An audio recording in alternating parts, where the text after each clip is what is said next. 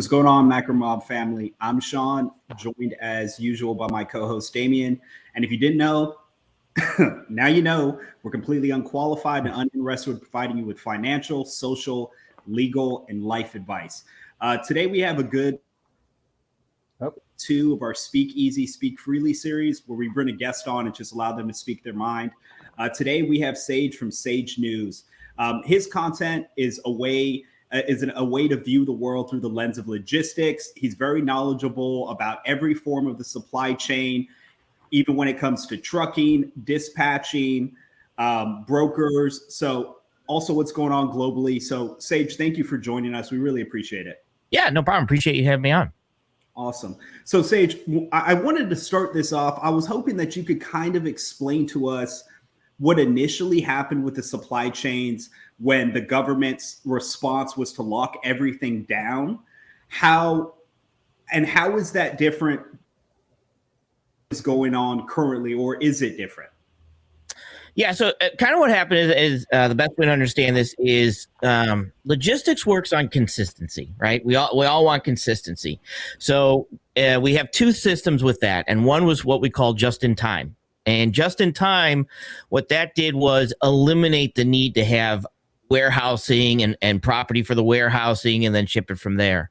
So unfortunately, with algorithms and data collection and allegedly watching everything we buy, but in logistics, we kind of know what people need before they know what they need, right? So there are times where some of the warehouses and things like that, we can actually, with the software, we know, every month they need, another shipment of this, or every 2 months they need another shipment of this.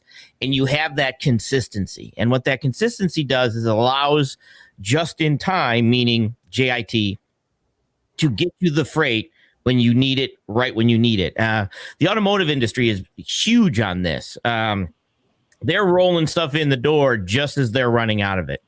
So what happened with the vid was it destroyed that consistency. And one, it shut things down, so we weren't able to get things, but it caused people to buy a bunch of stuff that they didn't normally buy. We broke that consistency because people were panic buying, and they were buying this, and they were buying, a lot more of this and a lot more of that. And that's why governments come up and say, whoa, don't do this. It's, everything's going to be okay.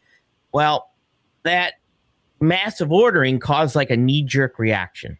Right. So once we were able to start to get the stuff, a whole bunch of ordering went in because people are like, why am I out of this? I shouldn't be out of this. I better order 17,000 trailers of it so that this doesn't happen again, because people are buying, endless amounts of toilet paper and I have none.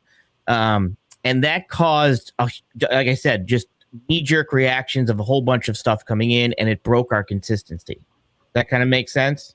Yeah, absolutely. So when those waves of things started coming back in and we started ordering all this stuff, normally other systems that we have are not just in time.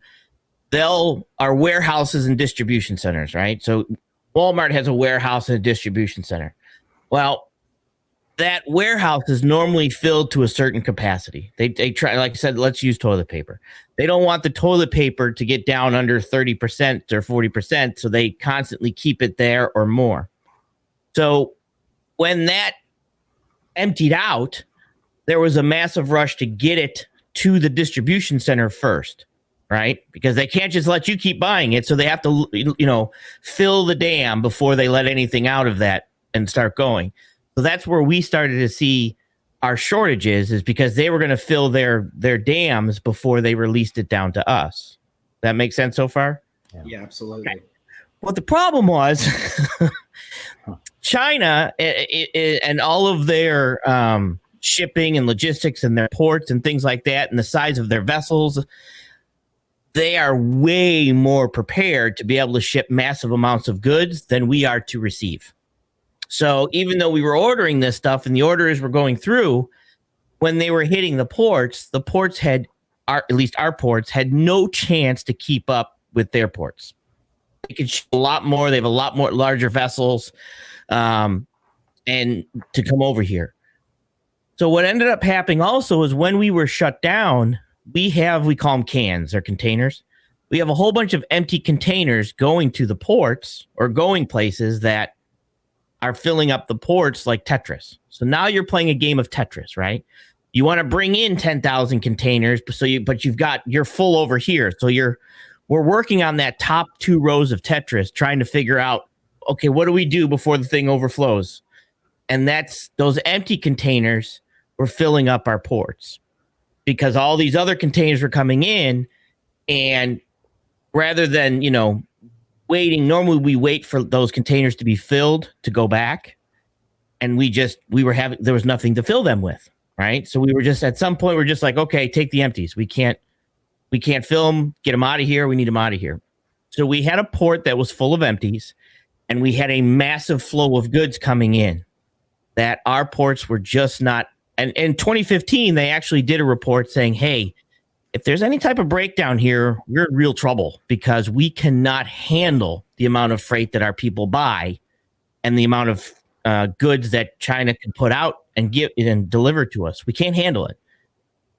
And then, of course, you had the state of, sorry if either one of you from this, Chinafornia, also known as California. Their board, the port itself is controlled by 10 people. Los Angeles has 5 and Long Beach have 5. Those people are appointed by the mayor. So the actual port is controlled by the city in which it's in, Long Beach and Los Angeles. And they kind of set the rules. So they're not true logistics people. I think one of them was only in logistics out of the 10. Other ones are business people and stuff like that. So when this came in, there was literally no place to put containers. There was no room, and we couldn't keep up because of that knee-jerk reaction of just bring it all in, bring it in, bring it in. People are buying stuff. I'm confused. And then it sat there. And then so the government came, basically everybody came in and said, what do we do now? So is that kind of explain what happened? Do you have any questions on kind of what happened before I get on to what they did? Well, I was just thinking, I was like, that's kind of counterintuitive for most people to think about, because we know with the United States, one of the things that they always broadcast is like what a large naval force we have. So you would think that would coincide with us being very prepared at the ports, and then also combine that with that we are a nation of consumers, right? China is the one who exports everything. So you would think in order to keep up this consumerism, which we need in order to pay all this sovereign debt, all of that we would have our ports together. But I am not surprised when you state that officials aren't necessarily behind the veil. Is it's a broken supply chain. Yeah, our military supports San Diego, right? So it's just south of that where we got most of our military support is. So this port, we don't run 24/7. The trucks don't come in 24/7. We weren't running, and where China was running automated 24/7. Like you could have ships pull along ships, and their cranes will go out and strip containers. The other problem, and I'm going to say it, is the decision that Trump made in regards to the trade war with China. Okay. Now, the decisions that he makes business-wide may or may not be great. That's up to, I'm not deciding either way for anybody. But to go after the China with the trade war was good. But just to say, hey, we're going to do this, there's a lot of other ripples in the pond that you have to think of when you go ahead and you do this trade war, saying, hey, we're going to put a tariff on this.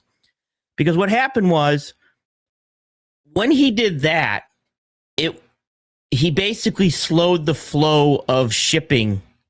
I mean, he sped up the flow of shipping going back, right? Let me explain. So if in trucking, what we call drop and hook, if you do drop and hook, meaning you drop a trailer, hook to another one and leave, things go a lot faster, right? Compared to go and wait and be loaded and then leave. Okay. That's so if you put a driver on to do nothing but drop and hooks, he can do more loads than a driver who has to live load. With me so far? Okay. So what happened is with the trade war, a lot of the stuff that we were getting, we didn't ship back. So it was easier for them just to throw empty containers on there and go. So they were going back faster than normal because they didn't have to pick up loaded. They just grabbed a bunch of empties. Just throw all the empties on there. Just throw them on. Let's go. No, and they went right back with empties. So rather than come back here, pick up some loadeds, and possibly deliver to Japan or South Korea, they just went right back because we didn't have any goods to give them. Plus, we were in a trade war, so people were like, well, I just won't buy. I'll just wait until this trade thing's over. So they were going back faster and then coming back faster because they had no other stop-offs to deliver, and that also sped up the situation. So rather than say, okay, hang on, we need to control this super flow of sending things back, nothing that wasn't handled at all. So that also sped up the flow of ships coming back. One of the things that I wanted to ask you about is, kind of what I was a little, the news was a little critical of, or a lot critical of Pete Buttigieg with the supply issues, and particularly the ports. But from what you're explaining, it sounded like we had nowhere else to send those empties. So I'm trying to figure out, he's and his department's been quite quiet, but what else? Were there other things they could have done? Could they have put them on trains and send them somewhere else to open up the ports? What were the available options? The issue is that the trades were also full also, right? Because they're in that flow and stuff like that. And of course, now you have people, then you have people sitting at home making $600, so they don't want to come back and work at the port. They don't want to, extra $600 a week. So they don't want to come back. So there's a shortage of people. So the issue with Pete, again, I don't care. I'm not looking at somebody saying he's an idiot, he's this, he's that. These people that are put in some of these positions have no understanding. Logistics is very hard to understand, right? It is not something that you can grasp because you have to be able to look 5 steps ahead to say, okay, what's going to happen if I do this? So I think what he thought, or what they were thinking is, hey, this will work its way out, right? Trucks will come in, customers will pay more money, they'll come in, they'll grab this stuff, and it'll work its way out. It always has. But the problem was it was such a large flow that he was in kind of over his head. And then, of course, he took his time off. But rather than say, okay, I have an emergency here, what do I do? I mean, some of the things that could have been done is they're like, well, what about the National Guard? One of the things that could have been done was the National Guard could have came in, and there was actually an Air Force base. Is it south? Yeah, just south, where that's no longer being used, right? They could have pulled all those empty cans and cleared up some room so we weren't playing Tetris. That would have been one thing. And then you could have had the National Guard just say, look, grab those cans, take them down there and drop them. I don't care. Get a forklift over there, put them in the grass. I don't care. Stack them. Let's go. Get them over there. That's one of the things that could have been done. The other thing that, but remember, for that to happen, these ports are not controlled by the federal government. We only control them if we say that, hey, this is a state of emergency, and technically, if you want to think about it, it's like martial law on the port. The government is now taking over the port. Okay, I'm kind of breaking it down so everybody understands. So everybody's watching, like, that's actually now. Well, I understand, but I'm giving the best way to explain this. So we have to basically say, hey, war, obviously, that's our port now. It's ours. But there has to be a state of emergency where the National Guard comes in and now takes control of the decision-making. Because if you're a mayor, you don't want the federal government just taking things over. It's a power struggle, right? So now you have to weigh that option. You have to weigh National Guard and working with unions and see how that works out, right? But So that's something that you have to make these decisions and decide, okay, do we do this? And what are the legal because we're going to get sued by somebody. Somebody's going to sue us, over there because we're doing this. As any lawyer would easily jump on that for the union saying, hey, you can't do this. So, but there were some decisions. Like I said, you could have done that. You could have allowed containers to be hauled out like oversized freight. You cannot create an overdimensional aspect with multiple pieces. Okay, so if you're hauling something that's overweight, if you can take one off and put it on another truck, you can't do it. It's a multiple piece. But what you could have did was waive that and said, look, you can only permit what you could normally permit for weight, meaning, adding extra weight, but it's only for containers. So now 2 containers could be on one truck and we could get 2 containers out of there. That was a decision that could have been made that it wasn't made. So there was a lot of things that could have been done that I think he was just in over his head, and it's extremely overwhelming. Because like I said, you look out the window and there's all these ships over here, and it's like, I have no idea what to do. How do we even do this? And a lot of people are like, well, we just gotta kind of let it flow. There's not much we can do. When there is, if they would have came to the right people and said, okay, let's take a look at what we got and let's get this handled. Yeah, it's interesting because I think some of those people in charge were able to take enough time to take vacation days while everything was going on. So we've had 2 years. We've had 2 years of that, right? So that was almost 2 years ago when those disruptions started. So what's the issue currently? Is it the exact same thing that's going on right now? Is there some subtlety, some nuance? Well, a lot of the things that's going on now in regards to, there's still, normally there should be about 4 ships in the anchorage area, right? At one point, I think there was 109, 110. Don't hold me to that number. I'm pretty sure it's around there, was the max, right? 110, let's just say. And there was no place to anchor. And, you got ships dropping anchor and, anchor sliding and pulling pipelines, and you know what I mean? So there was a lot of stuff in that area. So they started to say, look, you guys got to go away. Just go. We're going to sweep you underneath the rug here so we can't see you and hope somebody else finds you. But what they did was they pushed these ships out, and they started threatening to make back charges and stuff like that, that we would have paid anyways, just to kind of handle that flow of things, right? They didn't want them just hanging out there and rushing in. And I think a lot of the decision that they made to say, look, go 200 miles off, we'll call you when we're ready. The port didn't have that authority technically to do that, but ships were doing it because, even though it's like somebody might not have the authority, but if they tell you to do it, they might have other authority on you, right? So they can't tell you to go away, but once you get in my port, I could do a whole bunch of other stuff. So it was decisions that they were making to kind of push them out. Now, I think the decision that one of the reasons they did that is because ships had to run, normally they'll run a generator, right? They're in port, they're just running their generators, they're running their motors, they're not burning as much fuel. They can kind of sit there. But if they're out 200 miles out, there's not so much, you have to run motors, you have to be, engines, bigger engines, use more fuel and stuff like that. I think it was more of the fact that, okay, let's see if we can get this the flow under control, push back from the funnel right now, and then slow the stuff in. But what's happening now is we have a lot of shortages. I have 2 theories on this. We have a lot of shortages, one for manpower and goods and everything else coming in. But I think the first thing that they did was fill those warehouses, right? Because there's no need to just, for it just to flow. I got to control the flow of that dam. The other issue is, like I said, is that we are a consumer.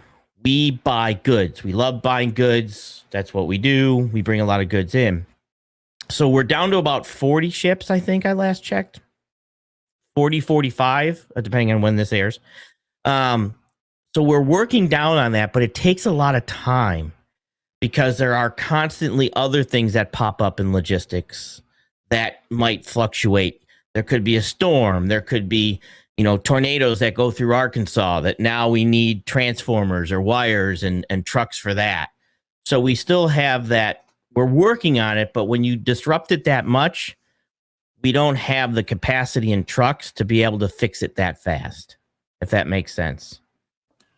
I watched one of your videos recently, and you were, I think it might have been earlier this week, and you were really showing the flow of ships around the world, and what I was surprised to learn was how much of the ships go into basically just 2 ports in California.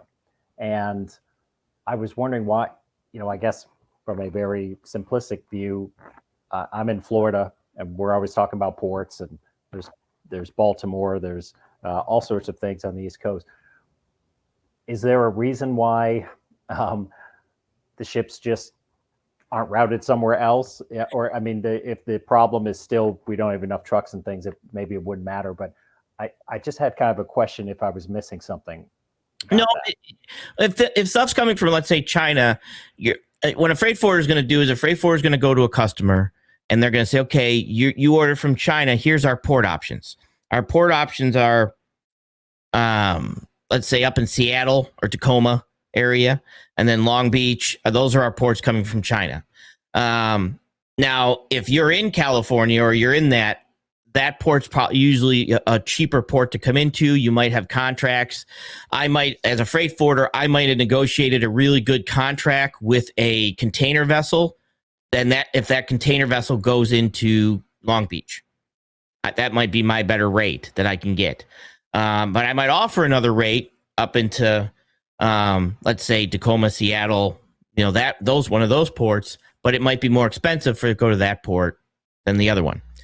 It costs approximately, depending on the size of the ship and what you're hauling, about $1 million to go through the Panama Canal.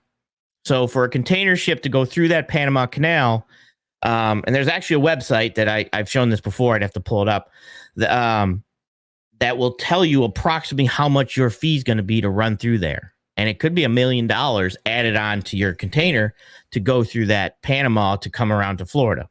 So now you got that fee is going to get factored in before you get over to that East Coast. So a lot of times there is one of the routes on the West Coast is if you were to leave Long Beach as a U.S. vessel, you do Long Beach, Japan, South Korea, China, Long Beach, and you just do that pattern. That's a constant pattern.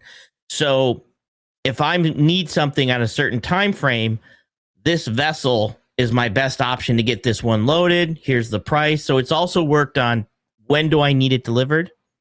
What vessel is making that turn? What stage of the process is it in? Is it already past China and heading back? Darn, I got to find another one. If I needed something in China, because I got to wait for him to make a whole loop again. So it's a lot more than just, hey, just go right to this port and go this port, right? It's got where is he on the turn? Is he going to Oakland? Okay, I can wait this long. I can't wait this long. So that's kind of putting all those pieces of the puzzles together. Sometimes it's not always just about, hey, just go from here to here. It could be money, it could be time, it could be contracts, and things like that. And some container ships negotiate better contracts with ports saying, hey, I want to be unloaded first. You know what I mean? So they can get unloaded first, where other ones, might have to pay extra money saying, well, I'll pay for you to unload me. I'll pay extra if you unload me. I'll pay extra if you bring in another crew. But that's kind of a lot of stuff that's weighed into the port deliveries. Can you get we have something in Florida called a Sun Pass for all the tolls. Can you get one for the Panama Canal that gives you a discount? Probably not. That'd be great. And even that's backed up. But yeah, it's not a cheap canal to come through. And it's not very large. It was not designed for some of the ships that now they get through, but they're definitely not designed for some of the larger vessels we have now. We went from 8,000 containers, let's say, ships to 20,000 container ships. They're pretty big ships. Right. And of course, whenever their inputs or their prices go up, that's always going to be passed down to the consumer, correct? Yeah, so it's about a 30-day process. Okay, so there's a 30-day lag. Yeah. So now let's portend into the future. Let's look 6 months out, a year out. Do you see prices still being at an elevated level, or do you see things starting to stabilize or come down? Yeah, so in shipping, and I know I do all the talking, but in shipping, it's one of those things that when I hear this a lot from drivers, right? Drivers are always like, hey, don't move any freight unless it's $3 a mile. Well, the problem with shipping is when shipping goes up, inflation goes up, because shipping touches everything so many times. I just did a video on it. I could actually pull up if I needed to. I could pull up it and send it to you. Shipping touches things so many times that if shipping prices go up, customers have to pass that on. If you want to buy it, I got to charge it. So if my price goes from $2 a mile to pay a truck to $4 a mile, well, your sneakers are going to be more expensive. I don't know the price. They might go up $10. They might go up $20. It all depends on how much that shipping is. So normally a container from China, approximately at this time, back to the United States was about $4,000. It's about $14,000 right now. Okay. So that price has gone up. Now you add, fuel on that and sitting times and trucking and things like that. This is why we're seeing a lot of inflation. People are like, well, why is this going up? Because shipping costs drive inflation. They drive it. Now, where does we go from here is it all depends on where is our breaking point in society. Where's your breaking point? How much is what's your number that you're going to be like, dude, I'm not buying $25 peanut butter. Like at what point do you say I'm not paying for that? It's that supply and demand, right? A lot of truck drivers are like, truck prices are solely driven on supply and demand.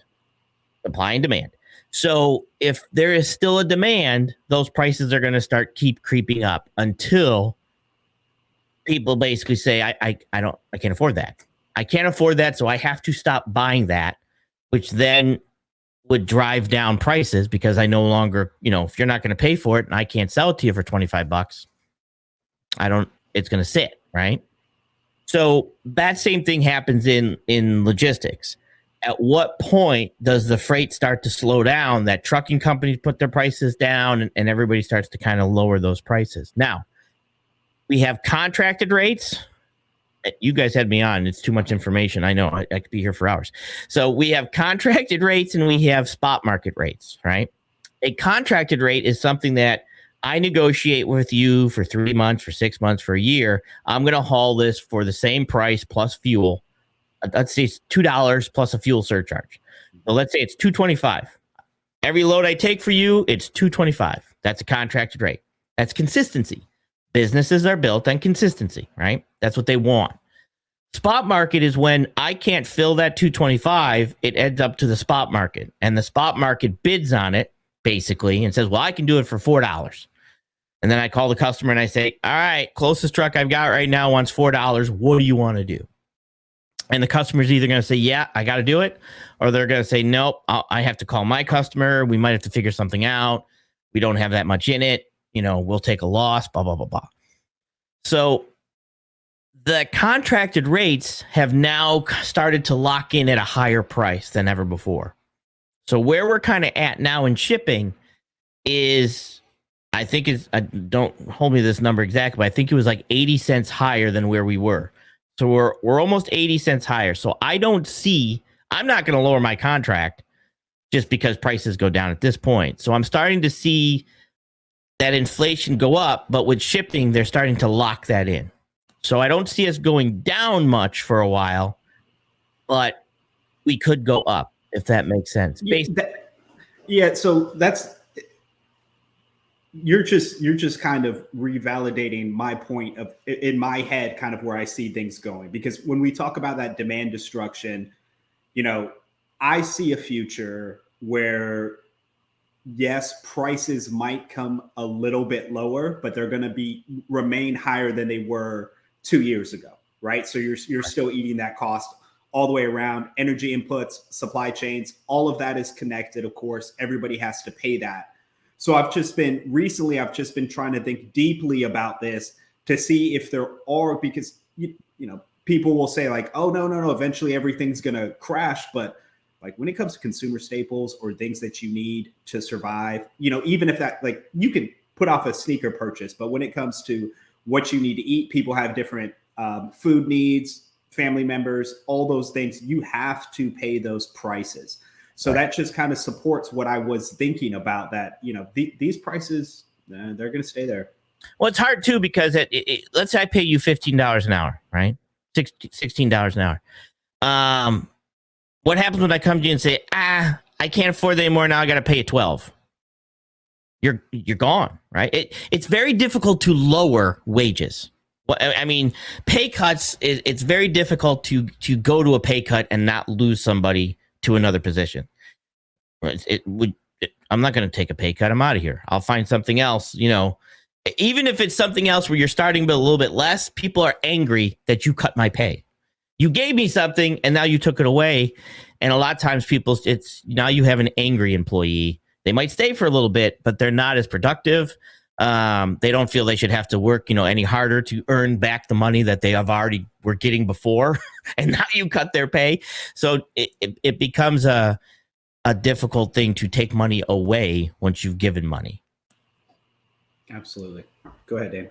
Yeah, I think this might be a good time to lead us into robots. So, it just for some of the viewers, it's something like 65% of the food that we eat comes by truck. I saw a report from McKinsey, which is a world wide consulting firm. And McKinsey believes that, automated trucking is really going to be at least somewhat in place in 2027. There's been a lot of articles this year about driver shortages. I think the trucking industry loses 3 drivers for every one they have. And there was a crazy statistic that about the average truck driver only keeps their job for about a year. There were a lot of, it's a tough job because not just the hours, but oftentimes the drivers don't get paid for when they're sitting at the ports waiting to be loaded, or when they have dropped something off. That's money that they're losing. It's expensive to maintain a truck, all of those things. I think the numbers say it's about $1.82 per mile to truck goods. And McKinsey is predicting about a 45% drop if we were totally automated. So that would bring things down to maybe about $1 a mile. What I wanted to ask you about is, assuming that the trucking, and I sent Sean, I think, an article on this, and maybe we can find it, but it looks like they're going to roll out automated trucking in stages. Mm-hmm. So initially, what we have now is people driving trucks, and then it would be a driver operating a truck followed by an automated vehicle, and then getting eventually to the place where the human drivers are really just for pickup and drop off, and then they would move those employees into maintenance and testing and development. So I'd love to know a bit about your thoughts on the automated trucking, where we are, where we may be in a short time. I mean, 2027 is around the corner, and where you think we'll kind of see it first. I've heard the south of the U.S., and that's just thought it's something very interesting. Yeah, so you're basically looking for a ton of hate comments by truck drivers. Got it. So just so everybody knows, I have my CDL. I was driving since I was 20 years old. When I was 21, I drove for Schneider. I drove over the road. I drove locally. I drove for U.S. Food Service and a couple other places. I joined the Coast Guard. I was a federal law enforcement officer in the Coast Guard and a MK3, which was mechanic. Left the Coast Guard. Jumped into a lease truck with new CR England. I said, this is crazy. Bought my own truck. Drove for FedEx Custom Credible. Drove for Landstar, tractor trailer, and then became a Landstar agent. And then from there, opened up another brokerage, opened up my own brokerage, and now I'm a freight agent and an analyst now. So everybody knows that, just so everybody kind of understands that I'm not just some freight broker that hasn't been behind the wheel of a tractor trailer. My dad was a truck driver, so I understand this. So just wanted to throw that out there before the shots fired. Okay, so in regards to self-driving truck, it's easy to understand kind of what they're doing. Right now, we have to compete with countries like China for goods. Okay, if I want to sell my goods and I'm competing with someone like China, that costs of the goods itself is about the same. Okay.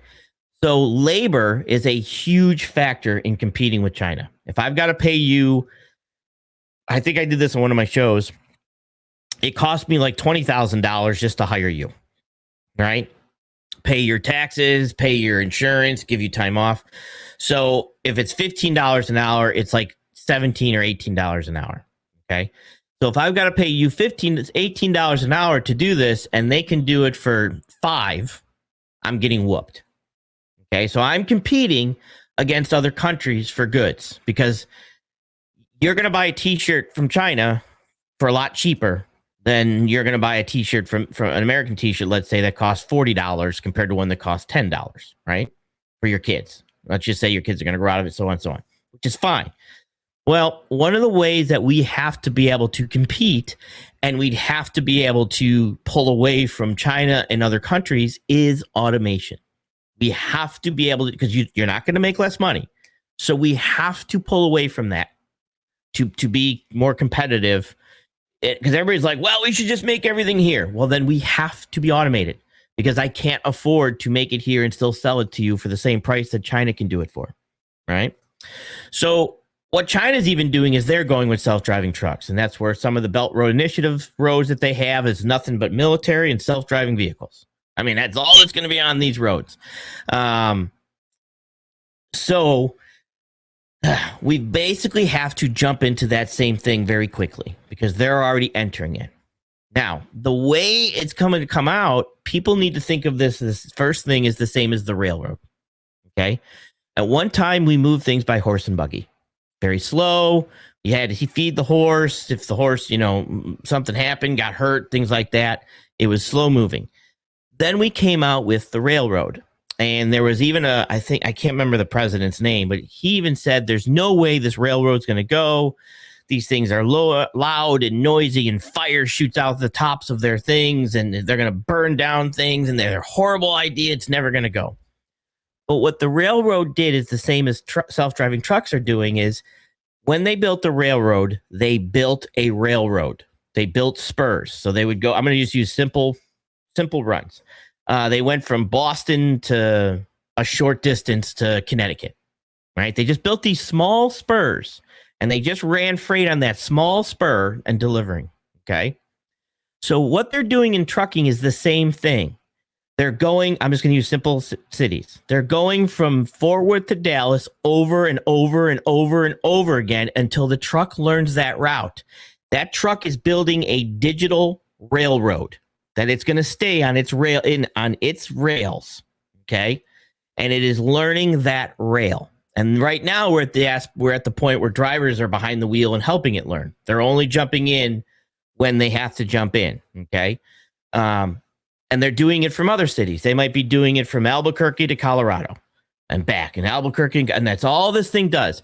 So the amount of time every time that truck does that run, it learns it a little bit more each and every time it does it. Okay. Now it built a rail spur, but instead of a train, it's a truck. That kind of make sense? Yeah. Okay. It's a lot like when I lived in DC, I worked at a place that, this was in the early 2000s, and we had mail delivered by robots. And what happened is they taught them on a painted track, and they would do that, and then eventually they were just following the same track over and over and over again, going between the buildings. Because all this truck sees is the rails. It sees the rails that it was just programmed. It laid down a digital railroad the truck is driving on. Okay. So what that allows that now we can take that driver out of that and put him someplace else. We can have him do what we call last mile, which would be like UPS, FedEx, stuff like that, where they're delivering to the door. We can have him do a different run that's not been railed out yet. We can have him, so now you're taking that one driver and putting it into a place that we need him someplace else. So, and if you pull up, you can actually pull up what states allow self-driving trucks. You'll see the states that are going are the southern states right now, all the way across, because that's where you have some better weather. You don't have ice. You don't have snow. We don't even have to, at this point, the trucks don't even have to deal with that. If they just run the southern area, drivers will have to go to the northern area, right? You're at least taking that one driver out one at a time.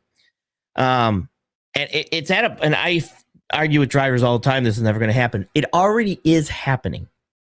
No matter what they say, trucks are already doing this. It's being done. And I even got to the point where a driver, right now, a driver can only drive so many hours in a day. Then he has to take a break, right?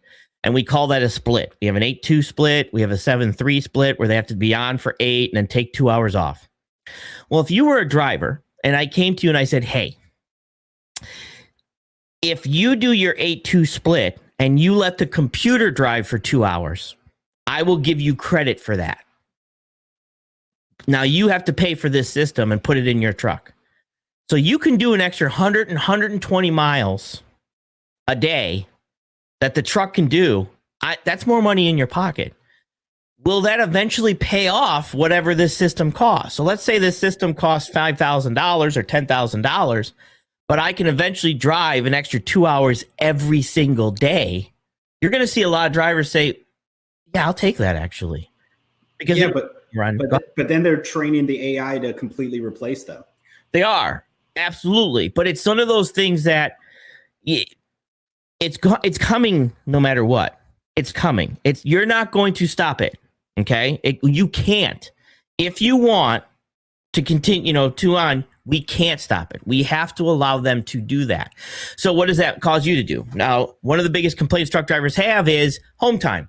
They don't want to be over the road drivers. They don't want to be out for 3 months. They don't want to be doing this. Now I come to you and say, let the robot doesn't complain. I've never heard him complain he doesn't want to be out there and he's not seeing his wife and kids. I have not yet heard one complain about that yet. Now that could be something in the future. But as of now, they're not complaining. So now I take that robot and I stick him doing it. And then I take that driver and I say, well, why don't you do the local runs? He's going to drop the trailer. You can be home every night and make this much money. And still make the money you were making because the robot makes so much less. I can pay you more and still be profit and still turn a profit because of that. I got you. But you're assuming in that situation that they would basically rule in favor of that human. You go local, we'll still pay you what we believe you were worth. I'm thinking the complete opposite. I'm thinking that the government's going to have to get involved. This is an acceleration to that universal basic income.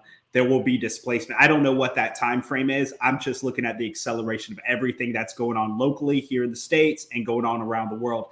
And I will tell you something. 2 groups of people I don't mess with are farmers and truckers. Right. So I don't think they're going to go down quietly. Well, the issue is that it's going to take time to get to that point with the truck driver, right? Because that local truck driver's got to deal with traffic. He's got to deal with weather. He's got to deal with stuff that the robot isn't going to be prepared for yet. Okay. So for it to get to that point, it will, but for it to get to that point, I still need to use okay, I'm looking at this from a business point of view, right? If I can have a robot do this, and think of it as a monstrous company, right? Not just a small one. Big picture here. You're looking down on this little ant farm, okay? That's what we are. We're just an ant farm to the government, right? I still need all these ants. I still need them to do something and to be happy until I don't need them, right? So at this point, I've got to make a way for him to do something to keep him occupied until I don't need him. And right now, that last mile delivery, that FedEx, that UPS, the guys that are driving around smashing my goods in the back of their little trucks, those guys are still going through those packages. They're not in order yet that they can deliver it and get it to my door, right? Yeah, I was going to just say so that people know, it looks like there's 29 states that allow self-driving trucks. It's pretty much the same ones. Well, there's some as I was kind of surprised. Michigan and New York and Maine are on this list, but most of them are sort of in the South.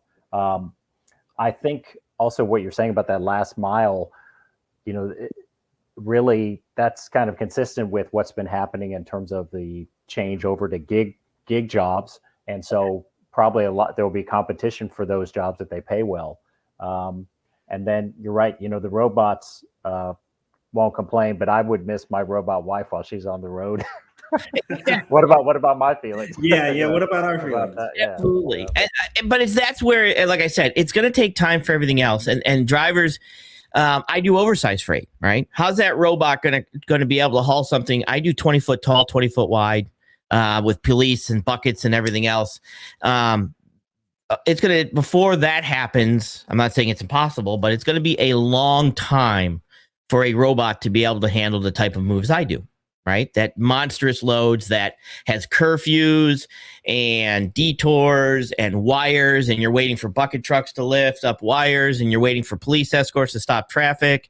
That type of stuff, wide loads and stuff, that'll be something that will a robot ever do it? I don't know, but it's definitely something a truck driver can move into. So you're not just going to be able to get rid of all of them. So then you got to think, okay, why would I want to do that job when I can stay home and make free money? Right. So this is why now you're like, okay, I got to pay somebody to move that 20 foot tall, box, right? Or generator. I've got to pay someone to do that. So I've got to now think about, how do I take that person and create that person rather than a truck driver that stays, old truck driver that just wants to collect the money and sit at home. Like, how do you do that? It's specialization. Essentially, that guy who delivers the windmill, or the giant power windmill or turbine, would be paid even more because it would be such a specialty thing. Right. That's where you look at that and you say, okay, I can pay him more because I have to have him, right? So I can give him money to do that, to the point that you can't. But at that point, that's one of the last things that you're doing. So you have to have motivation is money, right? Nobody wants to work for free. For you to do something once or twice, yeah, I'll do a favor. But for you to do it every single day, we want to be paid. That's just how we are. I need money. And this is where, not that I'm not arguing with the fact that that's what they want. They all want us home and stuff. But there are things that have to be done. Let's say that's going to take a long time for a robot to be able to do it. That person's going to have to make really good money to get his butt off as we just saw with $600 sitting at home, right? For me to get somebody to leave, I now got to pay astronomical money to get somebody to count cans or flip burgers. Gotcha. Okay. I wanted to switch gears real quick. Because you're so good on understanding the supply chains and logistics. I wanted to kind of talk to you just what your thoughts were in your personal life on kind of things like, we all see things are accelerating, right? Yeah. And not necessarily in a positive way. We can all agree on that. How do you view investing in things such as gold and silver? Do you think cryptocurrencies, does cryptocurrencies have a place in your personal life? Are you concerned about what's happening in the United States? Are you preparing for when you think maybe unrest here, protest, or is this something that's on your mind, or are you more positive? Do you think we're going to be okay? What are your thoughts on that? Well, there's a couple things you need to, and again, I look at everything from the eye of logistics and at the big picture. Okay. So we have a situation in the country, and I've explained this a couple of times. For a country to exist, the people have to have the faith in that, right? And they have to have faith in the core values of a country. Okay. And you tell me if we're in trouble. All right. So some of the things you have to believe in is, one, you have to believe in your law enforcement, right? You have to feel that law and order and justice works. Do you guys feel that that's something right now we believe in? All right. So I'll just be honest with you. I do my best not to interact with anybody who can lock me up anyway. So right. So, but overall, we all feel that law enforcement's bad. So we don't have any confidence in our law enforcement as a country. We have to have confidence in our medical fields. How are we on that one? I think it's gone downhill recently. You have to have confidence in our education and our schools. You have to, as a country. We're now showing that that's a problem too, right? Those people are now on the domestic terrorist list if you're a parent and stuff like that. So our education, you have to have faith in your military. Okay. I'll explain this one in a second.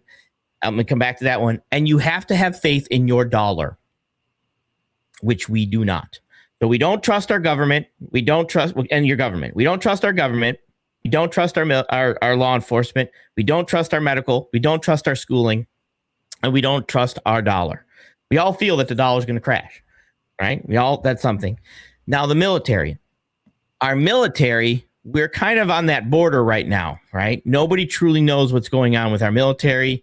We have people that believe in that the military is in charge, and let's say it's a letter of the alphabet.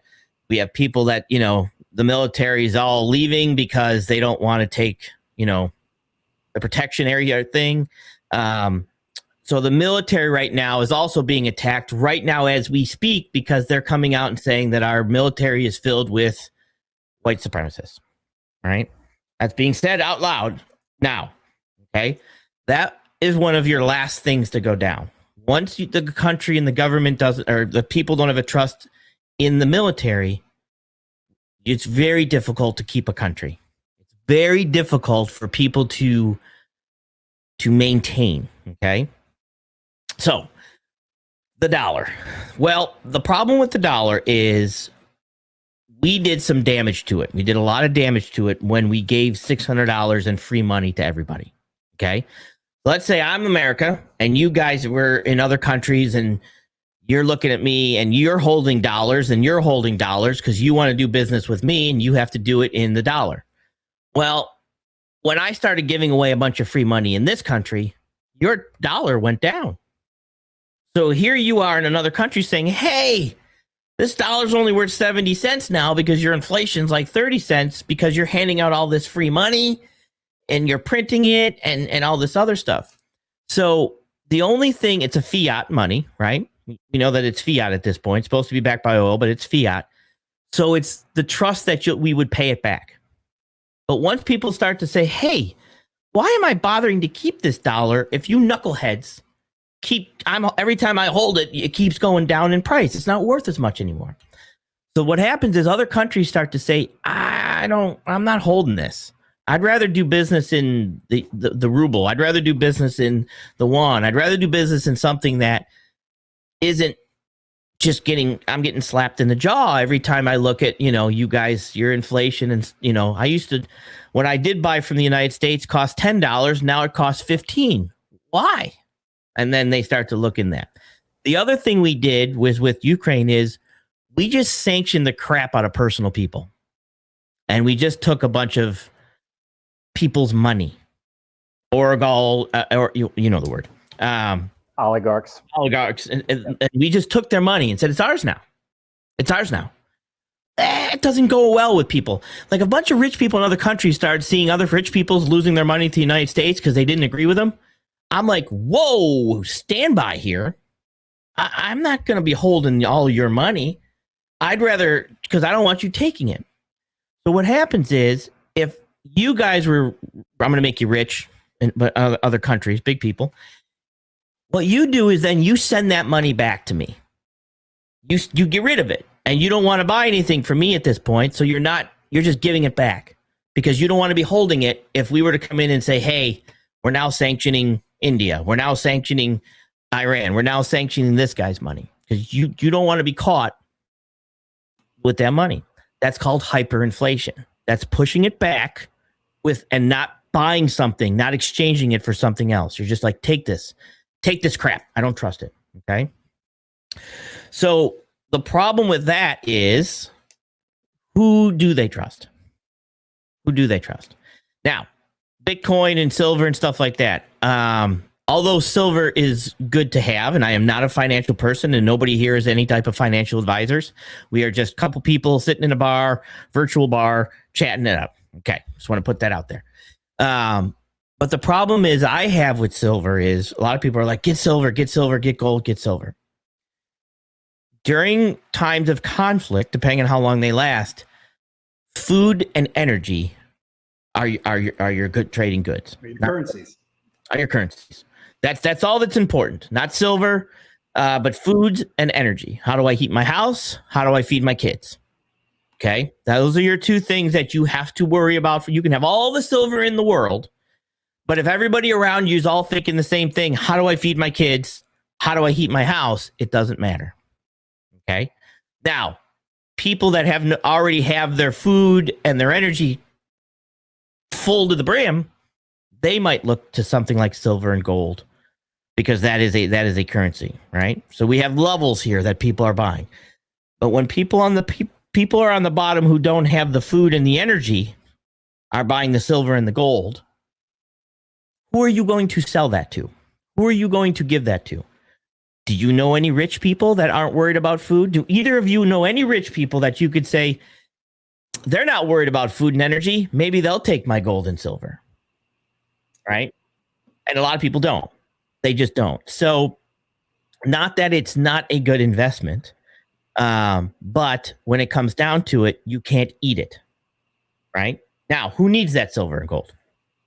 Well, the people that need that silver and gold, and I'm breaking a lot of people in half right now. I can already hear the screaming. But the problem is that the people that need that gold and silver are the people that I needed to make a transistor. I needed to make some type of technology. Those are the people that need gold and silver, right? You have to know that. And how do I? And now they're going to set the price because you can't eat it, and I know you can't eat it, right? Now, so the only time that becomes worth anything is if a country goes back to that system. Okay, so if the country says we're going to go back in the gold, okay, cool, good, I got that. That'll work. I now have someone to sell it to because the country has decided. But what if the countries decide to go to something like, if you were to Google it now, it's called FedNow. FedNow is the Fed's version of a digital currency. Backed by ones and zeros, backed by what they say money is. Okay. Then your gold and silver isn't worth anything. So what does a country have to sell? Well, a country has us to sell. If I've got a bigger country, I've got 1 million people, let's just say, or 100 million people, I'm a medium-sized country. If I've got 1 billion people, I got a lot of people here to do work and to buy things and do stuff. So then they can start basing it on the country and the people and the work and the stuff that you can do for them as a country and business. Does that kind of make sense? Yeah, kind of hard to grasp if you think about it. But when country, and this is where I think to myself a couple things. Why would you let 1 billion people come in the borders? I'm exaggerating my numbers, but why would you let all these people cross the border for free? Why would you do that? Well, a couple reasons. One, they have to sign up for selective service, which means they can be drafted. So how do you get them to sign up for selective service? You give them an ID. You give them a driver's license. You give them this. You give them that. Why are you giving somebody who's undocumented a driver's license? Well, because it's selective service. They're being drafted.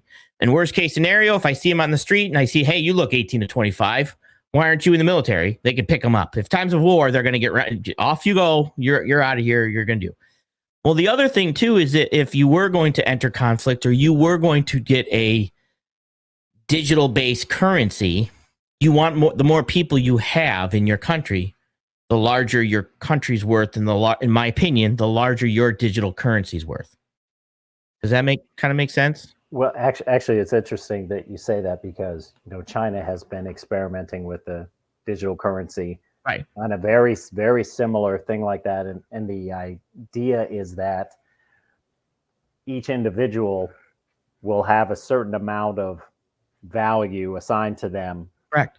But if they break the law, a couple of your zeros will fall off. Or right. If you are political, questionably politically, you may not get right. Your card won't work. Right. Individualized monetary and fiscal policy for individuals. Correct. Yeah. And that's where, and this is what, to me, because I do a lot of Einstein used to have his thought experiments, right? Where he just sat there and did nothing but think and did a whole bunch of processes, right? Well, for me, that's almost like every day. Not that I'm Einstein, but the fact that I've got to constantly look at all these moving parts every single day just to get this done. So when I sit down and think about this stuff, my first thought is, okay, Why would you bring all these people in? What sense does that make? Well, it's going to lower wages. Well, it's not going to lower wages as much as robots. So what are you doing, right? Why would you do that? And then you look back and you say, okay, well, one of the reasons we did that was before World War II, we did the same thing because somebody had to work. Somebody had to work the farms, move the food, do the stuff while other people went to war, right? People die. So we got to fill those people quickly. Where are we going to fill them? And you know what I mean? Well, let's fill them with people that have military age, 18 to 25, so they can either be drafted or they can be working for us. And they're good. That's also a good working age. It's not just a good military age. 18 to 25 is a good labor age. You know what I mean? I don't want to bring somebody that's 55 in because I not so much put him to farming compared to somebody who's 18 to 25. Well, and I think too, what we're seeing at least in the U.S. economy is, the amount of jobs that are being created are, again, in sort of low wage, low skill jobs. The food industry can't hire anybody. Even in service jobs, or people kind of came back for a while and have left to work part-time from home. So our country is such a service designed industry that it can't run without somebody in those jobs. And, they might be able to get a robot to make the fries, but they can't get a robot to clean and do all of that yet. So that's really the core of it. That's and you bring in that person, you say, okay, well, how much can I pay you? Well, that person can survive on a lot less, let's just say, to be able to work and do that job other than that robot. So in regards to where I see, gold and silver and in the Bitcoin and stuff like that, to me, I looked a little bit into Bitcoin, right? And the Bitcoin process, and maybe I'm wrong, but everything seems to point to this. The process of mining for Bitcoin, do you know what you're actually doing? I think you're just running like an algorithm over and over, essentially. How would I pay you for that? I don't know. I think initially what people did is they just bought 6 or 7 really powerful laptops, turned them on, went for a walk, and helped to come back, found a Bitcoin. But what is somebody paying you for? The energy use, possibly. Well, remember that your cost associated with that, especially now, is going to be all the energy that you have to use. That's the only thing I could think of. Let me explain a couple things, right? And this is going to black pill time. Okay, so one of the things that happens is at the amount of energy use, right? But the amount of energy use is a positive, but also what are you actually mining for? So what you're actually looking for is a hash. HASH. A hash is a bit of information. All right. Now, when you send an email, it's encrypted. There's an encrypted email you send to me for me to get this link. It's encrypted.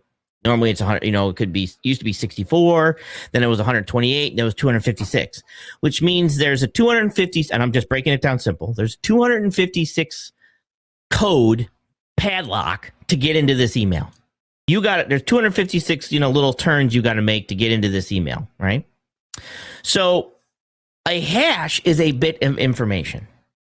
So to me, as you start to look into the Bitcoin and the stuff like that, and what you're actually looking for and what you're being paid for, if it was created by allegedly the CIA, which are stuff, whatever.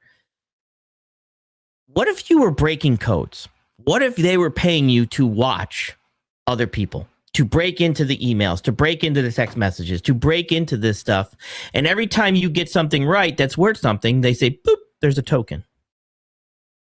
That's your now. Well, do you have any evidence? Well, back a long time ago, CERTI, the Center of Extraterrestrial, back in the 1990s, they put out something, and you can look this up, that they said, look, we need some computing power to search for extraterrestrials, but we don't have it, man. So anybody that's got a personal computer, if you're not using it at night, we'll give you this software if we can log in and use your processing power to do some stuff with it.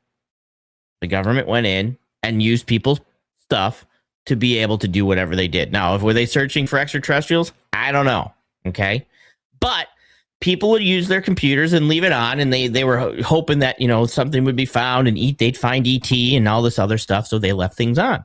Well, they got rid of that program, but and the reason for that is it's not too much for the government or somebody to come in and say, look, we want you to spy on these people, but we can't tell you you're spying on them. So we'll pay you for you to process, to do all these things, to break this code and give us that email. Now we open, because some Bitcoin's worth more than other Bitcoins, right?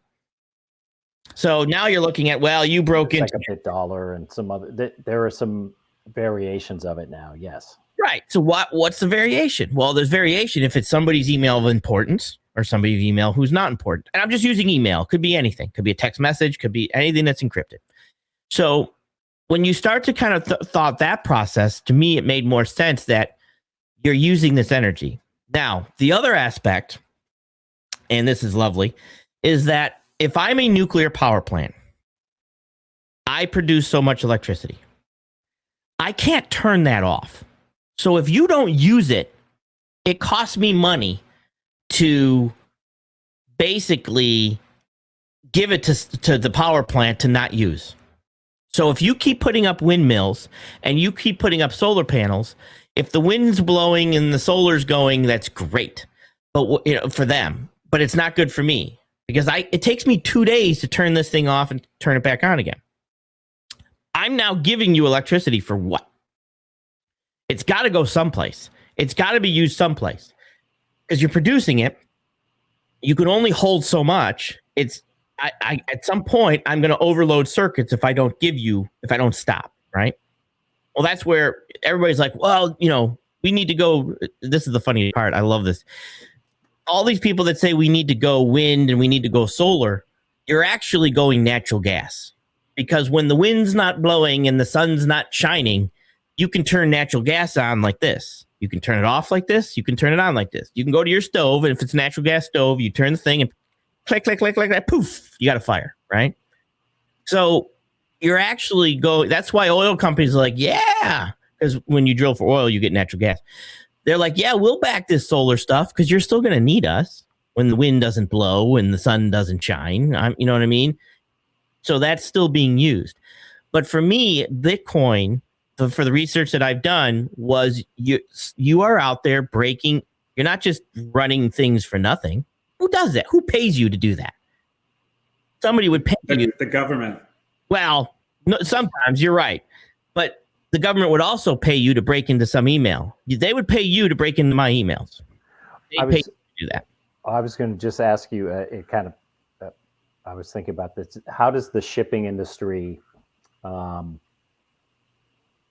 think about cryptocurrencies? Are people using it to pay for world shipping? Is it popping up? How's it being used? At least in shipping, I have not seen anybody ask me for it or anybody be willing to take it at this point. I think it's one of those things that because a lot of stuff is dealt internationally, you're dealing with obviously the SWIFT and these exchange, and there is a world currency, right? And that world currency, because there are tariffs, there are there are taxes, there's a lot of stuff that countries are not going to try to invade by using Bitcoin at this point, right? Because that's going to cause a huge problem.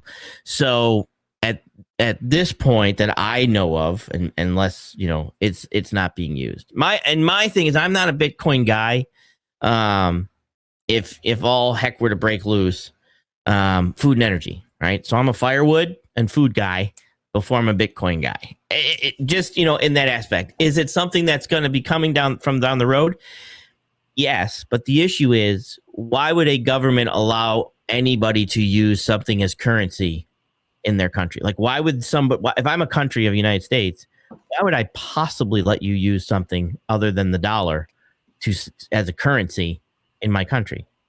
I wouldn't. Countries are like, what? Are you kidding me? No, use mine. How do I tax you in Bitcoin? And this is why I also think, why would they let you do this? Why would they let you make these exchange as a currency if they can't tax it and oversee it? That's why I'm kind of. Hey, I mean, you bring up some very great points, and that's why we wanted to do this Speakeasy Speak Freely, freely series, because we want to hear all different sides of the arguments, see how people think about it. You're somebody who believes in having real assets, food and energy. There's other people who are big believers in cryptocurrencies, diehards, people who just love their silver and their gold, people who just love equities, people who just love cash, everybody has their position, and it's good for the people just to hear other thoughts and then think a little bit deeper. So, no problem. If you want to send me silver and gold, I'm cool with it.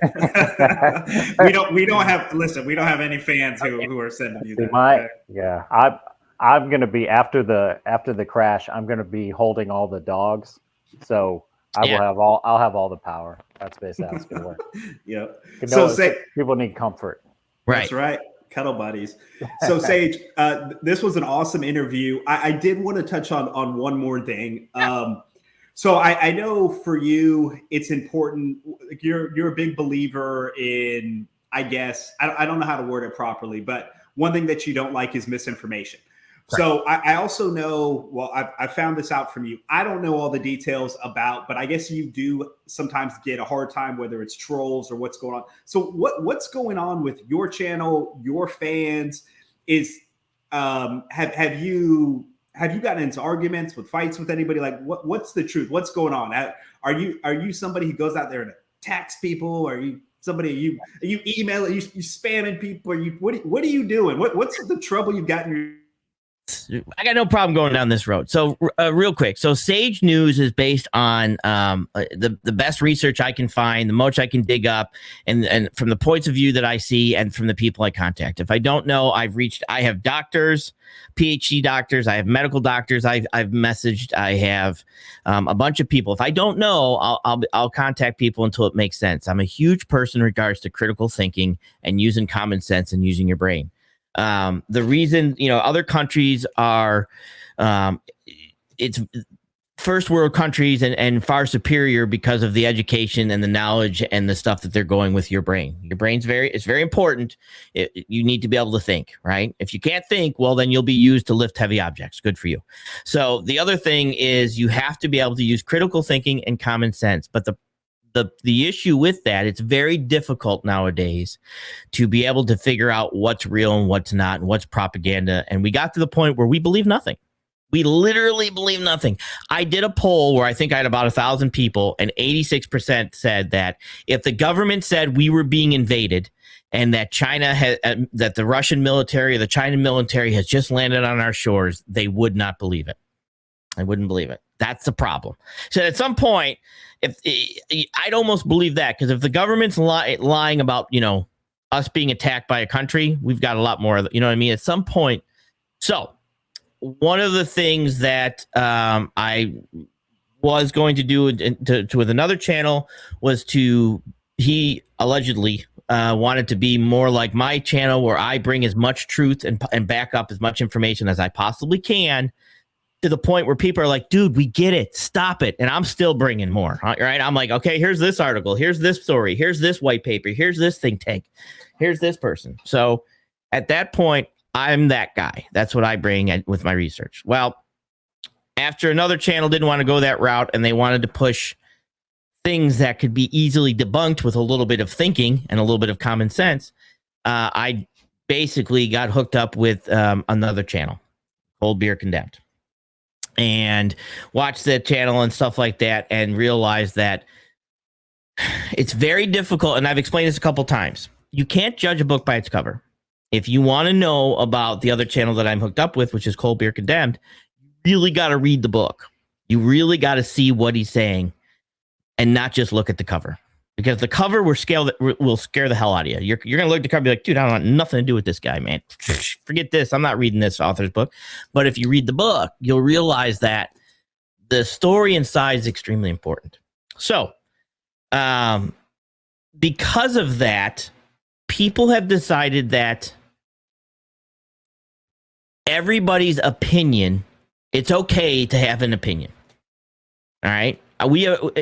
It scares me, the level of intelligence and the level of common sense that we've reached. Lack of critical thinking, and lack of the ability to be able to understand reality.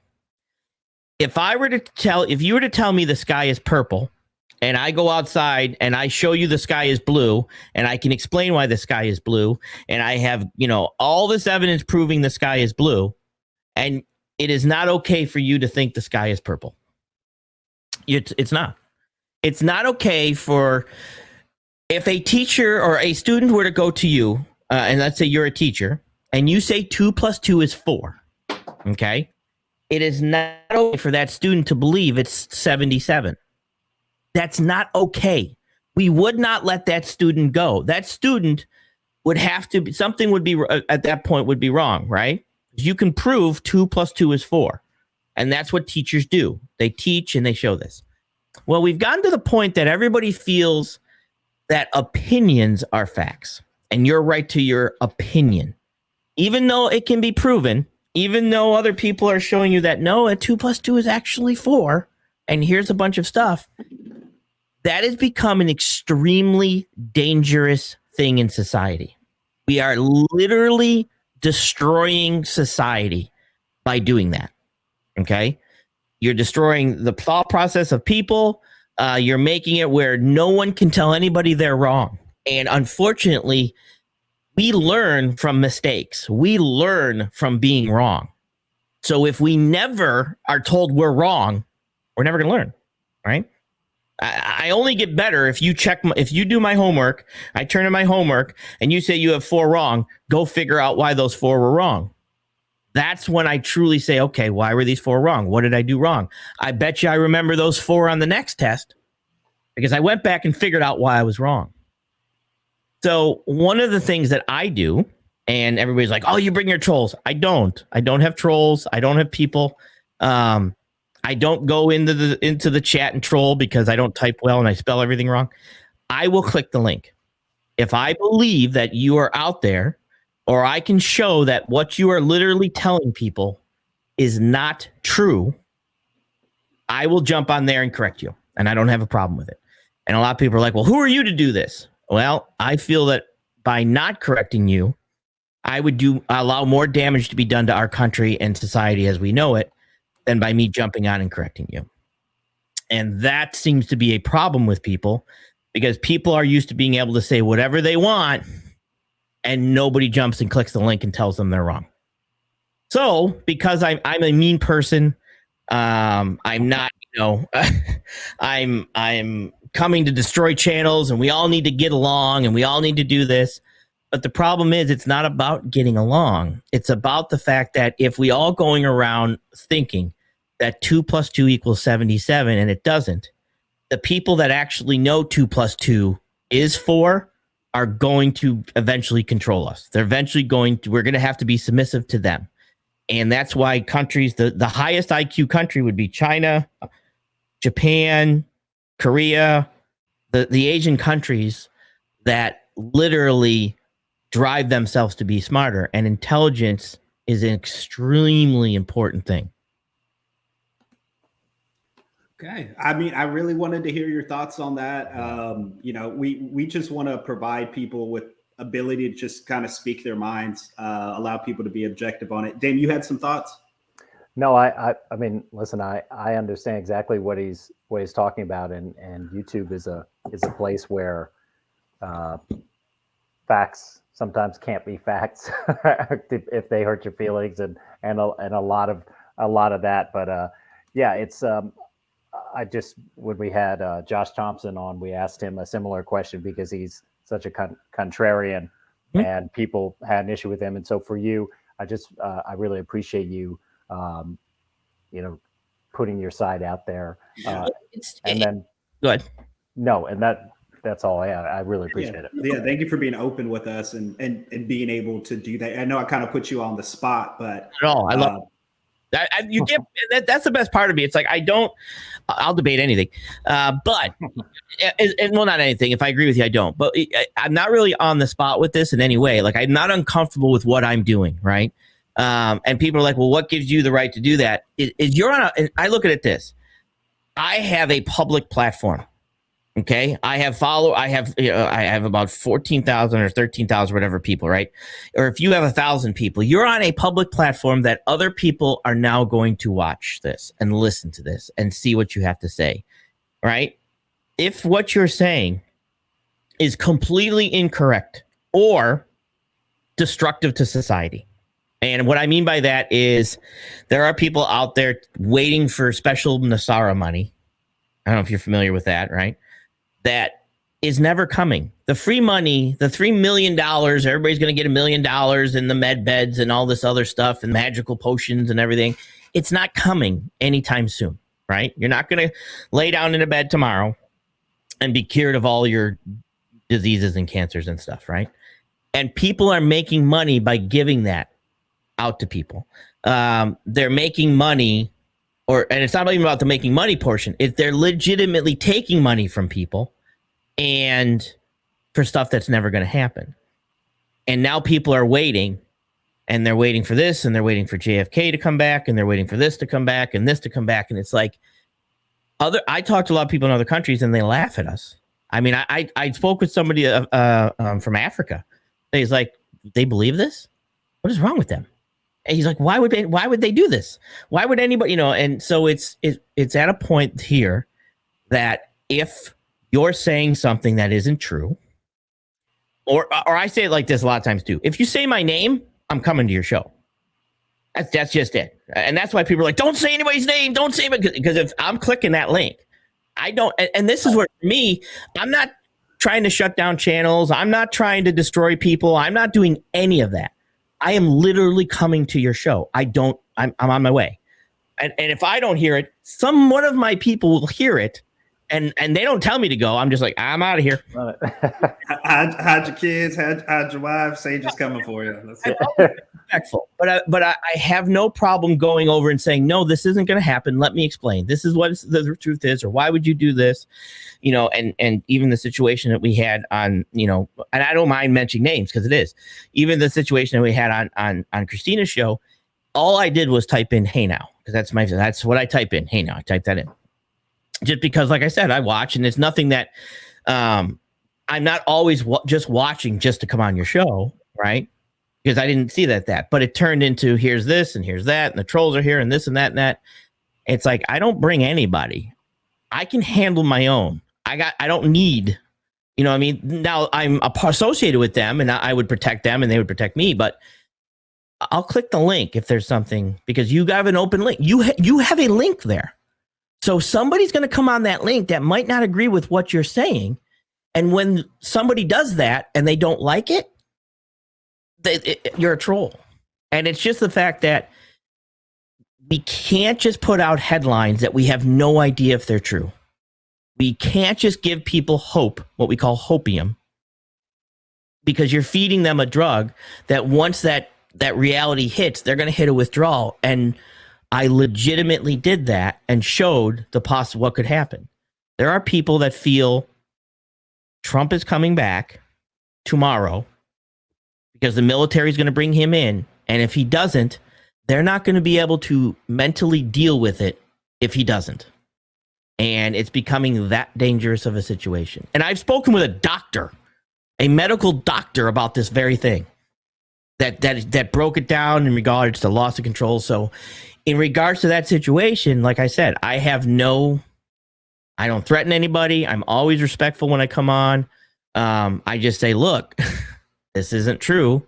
This is wrong. And I have no problem calling somebody out. If you're going to say it, you have the right to say it. I have the right to say you're wrong. You're wrong. You're not right. And I can prove it.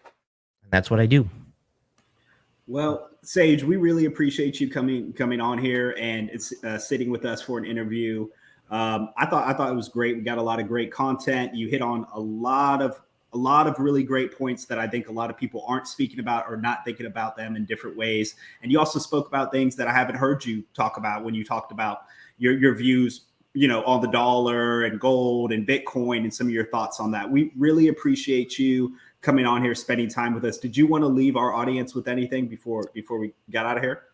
Yeah, the only thing I do want to leave the audience is the same thing. Is if you know somebody is wrong and you can prove it, and to a T, like 2 + 2 = 4, don't leave them with not understanding. Don't leave them. If you can fix that, I think we owe it to each other as a society to be able to go in there and say, hey, this isn't right. This isn't right. We need to be able to educate. We need to be able to teach. We need to be able to lead and explain and help. And unfortunately, some people now, of course, don't be a jerk about it. Be respectful, but don't leave somebody not able to know what the reality is and what the truth is. If you can legitimately prove it, we all have to kind of teach each other. We're all searching for the truth, but we don't want to listen to the people who know it if it doesn't fit our truth. But that means you still have to at least bring it to the people if you can prove it, and do your research and make sure it's true. Like, figure it out. How do I know 2 + 2 is 4? Let me show you. And this is what I hope everybody would do in a polite manner, because for us to progress as society, for us to progress and get out of this system, we all need to be educated by the educated. And unfortunately, YouTube is a land of being educated by the uneducated. And we have to break that cycle to be able to continue on and be able to hopefully get out of China's eye and fist and be, stuff like that. Hey, well, we really appreciate you being on here. Everybody who's watching, we'll catch you all on the next one. Thank you so much. Thank you. Thank you, Sage. Thank you very much.